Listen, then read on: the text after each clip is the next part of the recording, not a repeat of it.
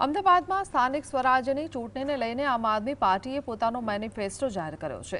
પ્રદેશ પ્રભારી ગોપાલ રાયે અમદાવાદને વૈશ્વિક મોડલ શહેર બનાવવાનું વચન આપતા ભ્રષ્ટાચાર મુક્ત શાસન, પર્યાવરણની સુરક્ષા અને 5 લાખ દર્દીઓને આરોગ્ય સુવિધા આપવાનો નિર્ધાર વ્યક્ત કર્યો છે। આપના ચૂંટણી ઢંઢેરામાં મફત પાર્કિંગ, નવી હિન્દી શાળાઓ, ડોર ટુ ડોર કચરા નિકાલની યોગ્ય વ્યવસ્થા અને મહિલા સશક્તિકરણ માટે ટ્રેનિંગ સેન્ટર સ્થાપવાની ખાતરી આપવામાં આવી છે। પક્ષે રોજગાર માટે ભરતી મેળા અને પ્રાથમિક સુવિધાઓના સુદૃઢ આયોજન પર ભાર મૂક્યો છે। બધી વસ્તુની જે કોઈ સ્વચ્છતા છે, પર્યાવરણ છે, એમની અંદર અમે પારદર્શિતા લાવશું। અમારો પહેલો મુદ્દો એ છે।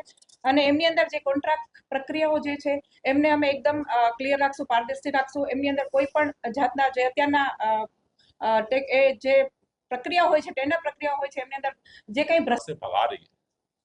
अहमदाबाद में कई वार्डों के अंदर उनका कैंडिडेट प्रचार करने नहीं जा रहा, विरोध हो रहा है जनता की तरफ से। सूरत के अंदर उनके कैंडिडेट जा रहे हैं, विरोध हो रहा है।